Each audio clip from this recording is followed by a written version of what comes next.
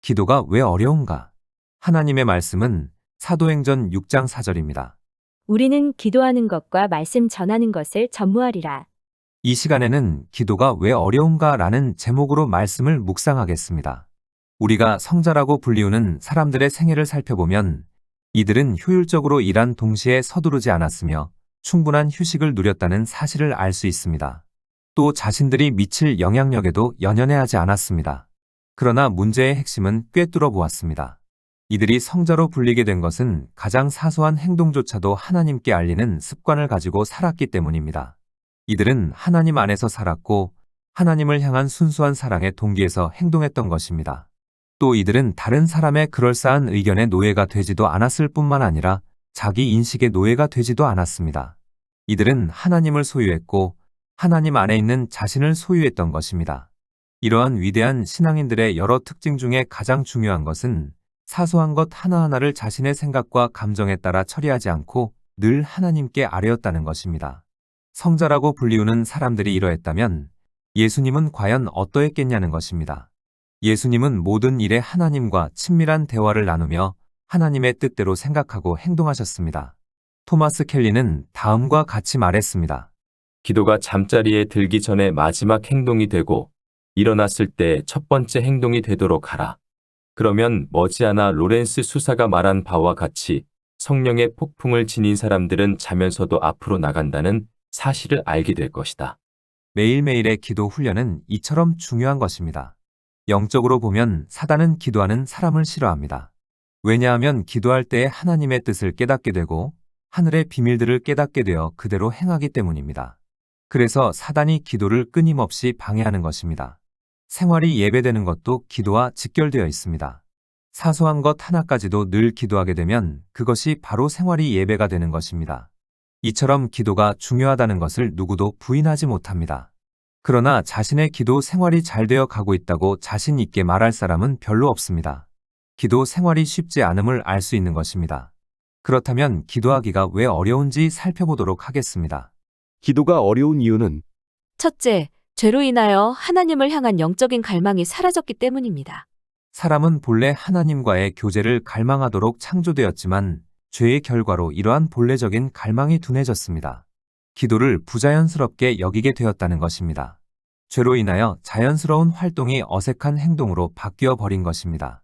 죄가 사람에게 영향력을 미쳤을 때 식욕이나 다른 욕구들은 손상시키지 않은 채 그대로 두고 무엇보다도 영적 차원을 손상시킨 것입니다. 우리의 식욕과 안전에 대한 집착은 창조될 때와 거의 비슷한 수준일 것입니다.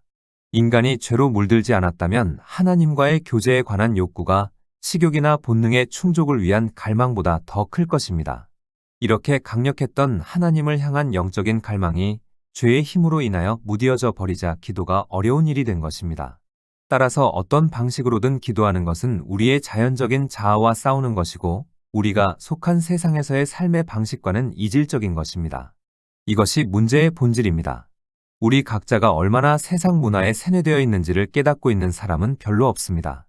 세상의 메시지는 우리의 영성을 개발하는 것이 시간 낭비에 불과한 것이라고 말하면서 우리의 내면 세계를 파괴하고 있습니다. 우리는 어렸을 때부터 오직 행동을 통해서만 무언가를 성취할 수 있다고 배워왔습니다. 그런데 기도는 무의적, 즉 아무것도 하지 않는 것으로 보입니다. 그런데 기도야말로 실질적이고도 의미심장한 행동으로서 시공을 초월하여 살아계신 하나님께 이르는 것입니다. 이를 확실히 믿을 때에 기도의 습관을 가질 수 있습니다. 기도하는 습관을 갖기 위해서는 기도가 생활의 자연스러운 일부가 아닌 것처럼 여기는 우리 자신을 극복하려는 의식적인 노력이 필요합니다. 이것을 다르게 표현하면 우리가 기도를 부자연스럽게 여기는 것을 극복하기 위해서는 가장 사소한 행동조차도 하나님께 알리는 습관을 가지고 살아야 한다는 것입니다. 기도가 어려운 이유는 둘째, 인간이 타락한 후에 하나님을 향한 의존성을 거부하기 때문입니다. 하나님의 도움이 아닌 내 힘으로 무언가를 이룰 수 있고 할 수 있는데 기도를 한다는 것은 자신의 약함에 대한 묵시적 시인이라 할 수 있습니다. 쉽게 말해 기도를 한다는 것은 본질상 인간의 나약함을 시인하는 행동이라는 것입니다. 기도함으로써 우리의 내면에서는 하나님께 전적으로 의존하고 있다는 인식이 싹 트게 됩니다. 우리가 말로는 약한 존재이기에 하나님께 의존할 수밖에 없다고 하지만 인간이 타락한 이후의 죄된 본성은 이것을 인정하지 않고 하나님을 향한 의존성을 거부합니다. 인간이 타락하기 전에는 하나님을 중심으로 생각하고 행동하는 것이 전부였습니다. 그러나 인간이 타락한 후에는 자기를 중심으로 생각하고 행동하기에 하나님을 거부하게 된 것입니다. 그런데 진정한 기도는 자신이 약하며 하나님께 의존적인 존재라는 것을 시인하는 행동이 됩니다. 그러므로 우리가 한 가지 알아야 할 것은 나는 할 수 있다라는 생각을 버리고 성령의 능력으로 할 수 있다라는 것을 기억해야 합니다. 스가랴 4장 6절에 만군의 여호와께서 말씀하시되 이는 힘으로 되지 아니하며 능으로 되지 아니하고 오직 나의 신으로 되느니라. 나는 할 수 있다고 자기 암시를 주는 것은 심리적으로 어느 정도 도움을 줄 수 있겠지만 신앙적인 견지에서 접근해보면 바람직하지 않습니다. 나는 할 수 있다고 하면 중심에 내가 있는 것이지만 성령의 능력으로 할 수 있다고 고백하면 자신의 약함을 시인하며 성령의 도움을 구하고 의지하는 바람직한 고백이라 할 수 있습니다. 그러므로 하나님을 향한 의존성을 거부하는 우리 안에 있는 죄된 본성을 하나님 앞에 굴복시키고 끊임없이 성령의 도우심을 구하는 습관을 가져야 합니다. 기도가 어려운 이유는 셋째, 기도가 현실적인 결과와 무관한 것처럼 보이기 때문입니다. 우리는 하나님께서 기도에 응답하신다고 분명히 믿습니다. 그러나 응답이 항상 바라는 시간에 바라는 내용으로 이루어지지 않는다는 사실을 우리들 대부분이 경험하고 있는 사실입니다. 조금밖에 기도하지 못했는데 어떤 문제는 쉽게 해결되고 어떤 문제는 기도로 충분히 준비했다고 자부했는데 결과가 미미하거나 반대일 때도 있습니다. 우리가 투자하는 기도의 양만큼 복을 주시는 것 같지 않을 때 하나님은 우리가 어떻게 하기를 바라시는지 아리송할 때가 있습니다. 병 고침과 기적과 인도하심과 도움을 얻기 위해 믿음을 가지고 기도하며 하나님께서 기도에 응답하시리라고 확신했지만 아무 일도 일어나지 않거나 일어났다 하더라도 우리가 기대했던 것과는 전혀 다른 모양으로 응답될 때가 있기 때문입니다. 이러한 경험을 할 때마다 많은 생각을 하게 되는 것이 현실입니다. 우리는 기계적으로 질서 잡힌 사회에 살고 있습니다. 택배를 보내면 보내고 싶은 곳에 물건이 배달되고 쇼핑 목록을 보고 어떤 물건을 주문하면 주문한 물건이 배달되어 옵니다. 이것이 무엇을 의미하느냐 하면 우리가 맞추어 놓는 대로 그에 따른 결과를 얻는 데 익숙해져 있다는 것입니다. 이것이 바로 기도하는 우리에게 실망거리가 되는 이유입니다. 또 어떤 사람은 기도는 하되 그 결과는 자신이 만들어내려고 애쓰는 경우도 있습니다. 그런데 기도 생활은 내가 기대하거나 필요로 하는 결과들과 반드시 일치하지는 않습니다. 우리가 원하는 형태의 기도 응답이 오히려 우리에게 해로울 수도 있다는 것을 아는 데에는 많은 시간이 필요합니다. 또 기도는 나 자신의 목적에 하나님이 맞추어 주시기를 구하는 것이 아니라 하나님의 목적에 나를 맞추는 것임을 깨닫는 것도 시간이 필요합니다. 이러한 깨달음을 얻었을 때에 근심, 집착, 자기 합리화로부터 벗어나게 됩니다. 또 하나님의 사랑 안에서 모든 것이 새로워질 것이라는 순전한 믿음을 가지고 모든 문제를 하나님께 맡기게 됩니다. 예수님이 십자가에 달리시기 전날 밤 겟세마네 동산에 오르셨을 때 붙잡히기 직전에 하신 기도는 나의 원대로 마옵시고 아버지의 원대로 하옵소서라는 기도였습니다. 예수님의 뜻이 아버지의 뜻과 하나인 것을 확인하는 것에 초점이 맞춰져 있었던 것입니다. 이것이 바로 성숙한 기도입니다. 많은 경우에 우리는 기도의 결과를 마음에 예상한 채 기도하곤 합니다. 자신이 기도하고 있던 사람들과 사건들에 대해서 그것이 어떻게 되어야 하는가에 대한 자신의 생각을 하나님께 강요함으로써 그 사람들과 사건들이 자신의 생각대로 되기를 바라는 것입니다. 이렇게 하는 것은 사람들과 사건들을 하늘의 시각이 아닌 땅의 시각을 통해서 보는 것입니다. 이것은 무엇이 최선의 결과인지 하나님보다 자신이 훨씬 더 잘 알고 있다는 듯이 기도하는 것입니다. 이것을 바탕으로 생각해보면 하나님의 뜻이 나의 뜻이 되기를 바랍니다 라는 고백이 바람직한 기도라고 할 수 있습니다. 그리고 가장 순전한 기도는 하나님의 눈을 통해서 땅의 것을 보게 해달라는 기도일 것입니다. 토마스 켈리는 이렇게 말했습니다. 전적으로 순종하고 전적으로 복종하며 전적으로 듣는 사람이야말로 놀랄 만큼 온전한 삶이다. 이러한 삶의 기쁨은 광채를 바라고 그로 인한 평화는 심오하며 그것에서 나온 겸손은 깊이가 있으며 그 힘은 세계를 뒤흔들고 그 사랑은 모든 것을 덮어주며 아이의 믿음과도 같은 것이다. 바로 이것이 기도에 있어 자주 거침돌로 작용하는 것들을 극복하게 해주는 사고방식입니다. 기도란 우리의 약함과 하나님께 대한 의존성을 드러내는 것입니다. 이것은 분명한 사실이며 이것을 깨닫게 됨으로써 우리는 오히려 강건해질 수 있습니다. 그리고 우리 기도에 대한 응답이 항상 우리의 기대와 같은 것은 아닙니다. 문제는 우리의 잘못된 기대에 있는 것이지 기도를 들으시는 하나님의 능력의 부족에 있는 것은 아닙니다. 사무엘 로간 프랭글은 이렇게 기도했습니다. 주님, 정신적으로 영적으로 둔감하고 어리석어지는 것으로부터 저를 지키소서. 날마다 자기를 부인하고 십자가를 지고 당신을 따르는 사람, 즉 그렇게 훈련된 경주자에게 필요한 정신적, 영적, 체력적인 특성을 지닐 수 있도록 저를 도우소서. 저의 일에 성공을 주시되 교만하지 않도록 도우소서.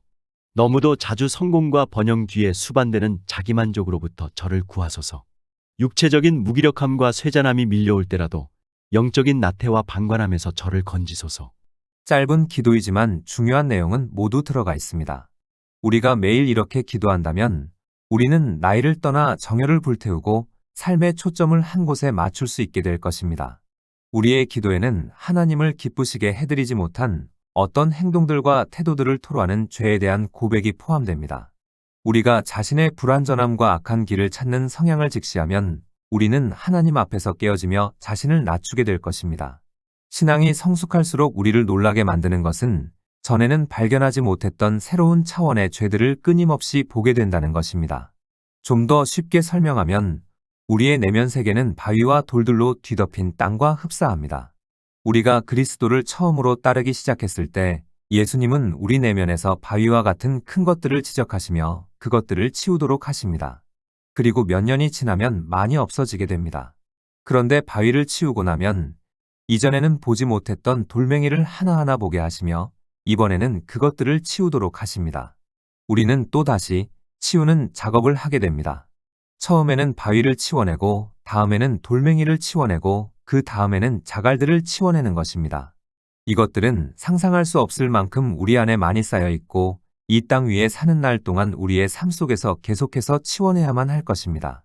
매일매일의 영적 훈련에서 이것들을 치워내는 과정에서 새로운 차원에 찔리는 듯한 아픔을 갖게 되는 것입니다. 한 가지 알아야 할 것은 처음에는 돌멩이 몇 개만 있는 줄 알았는데 치우다 보니 많은 돌멩이들이 있음을 알게 될 때가 있다는 것입니다. 이것은 우리가 돌멩이를 치워내려고 노력하기 전까지는 아주 작아 보였기 때문입니다. 이것이 바로 우리의 죄성입니다. 우리 안에는 바위, 돌멩이, 자갈로 가득 차 있기 때문에 매일매일 죄를 고백하는 경험을 무시하는 사람은 얼마 지나지 않아 그 죄에 짓눌려 버릴 것입니다. 이렇게 되면 죄에 대한 감각이 사라져 버리는 것입니다. 그래서 죄를 지을 때마다 회개하고 무시로 회개하며 그때마다 치워버려야 하는 것입니다. 사도 바울이 노년의 죄인 중에 괴수라고 고백했던 것은 감옥에서 삶의 종말에 직면하기까지 자기 안에 남아있는 바위와 자갈과 돌멩이들을 치우고 있었기 때문입니다. 자신의 생활 속에서 발견하게 되는 죄 때문에 낙심하게 된다고 말하는 사람은 어찌 보면 매일매일 천국을 준비하는 행복한 사람입니다. 죄를 볼 수 있고 죄에 대해 혐오를 느낀다는 것은 성장하고 있음을 보여주는 것이기 때문입니다. 그리스도를 쫓는 사람이라 자칭하면서도 이미 오래전에 죄로 가득 찬 자신의 모습을 볼 수 없게 돼버린 사람들이 있습니다. 이러한 사람은 하나님 앞에서 깨어짐과 회개의 경험 없이 교회만 왔다 갔다 하는 것입니다. 이러한 사람은 훗날 불행하게 될 것입니다. 왜냐하면 이 땅에 사는 동안 죄를 애통해 하지 않았기에 사후에 하나님의 위로를 받을 수 없기 때문입니다. 그래서 회개가 중요한 것이고 자신의 죄 때문에 하나님 앞에서 고민하는 사람은 매일매일 천국을 준비하는 행복한 사람입니다. 우리 안에는 건전하지 못한 12가지의 정신적, 감정적, 윤리적, 영적인 태도들이 있습니다. 이것은 분노, 원망, 두려움, 걱정, 지배욕, 자기집착, 죄책감, 불순한 성적 욕구, 시기, 창조적인 활동의 결여, 열등감, 사랑의 결핍입니다. 이것이 바로 우리의 정신적, 감정적, 윤리적, 영적인 건강을 해치는 것입니다. 그래서 우리는 기도 속에 이러한 것들이 나타날 때마다 예수님 앞에 모두 내어놓는 법을 배워야 합니다. 기도는 자기 포기입니다. 어느 누구도 분노, 원망, 두려움, 걱정, 지배욕, 자기 집착, 죄책감, 불순한 성적 욕구, 시기, 창조적인 활동의 결여, 열등감, 사랑의 결핍으로부터 완전히 자유로운 사람이 없기 때문에 이것들을 다루는 법을 배워야 합니다. 이것들과 싸우는 것이 아니라 다루는 법을 배워야 하는 것입니다. 다루는 방법은 이것들이 나타날 때마다 예수님께 내려놓고 가져가 달라고 기도하는 것입니다. 신실한 기도자들은 대개 나이 든 사람입니다. 그 이유는 세 가지입니다. 첫째, 자신들의 활동을 단순화시켰기 때문입니다. 둘째, 기도하지 않고 동분서주하는 것보다 기도가 훨씬 더 효과적이라는 것을 알기 때문입니다. 셋째, 시련과 실수를 통해서 하나님의 능력을 의지하는 지혜를 배웠기 때문입니다. 본문을 보면 우리는 기도하는 것과 말씀 전하는 것을 전무하리라고 했습니다. 이 말씀을 통해서 우리가 알 수 있는 것은 아무리 바쁘다고 해도 우선 되어야 할 것이 기도라는 것입니다. 기도는 순종과 직결됩니다. 기도하는 사람에게는 하나님께서 말씀으로나 성령의 음성과 영감과 감동으로 분명히 지시하시고 깊은 것을 통달하도록 하기 때문에 언젠가는 반드시 순종하게 되어 있습니다. 그래서 기도하는 사람이 순종할 수 있고, 기도하는 사람이 시험에 들지 않고, 기도하는 사람은 낙심하고 쓰러지고 넘어져도 다시 일어날 수 있는 것입니다. 그리고 기도할 때에 감사가 있고 기쁨이 있으며, 기도할 때에 부귀영화를 배설물로 여기고 오직 예수님만 바라보게 됩니다. 이것이 영적인 비밀입니다. 그래서 쉬지 말고 기도하라고 하신 것입니다.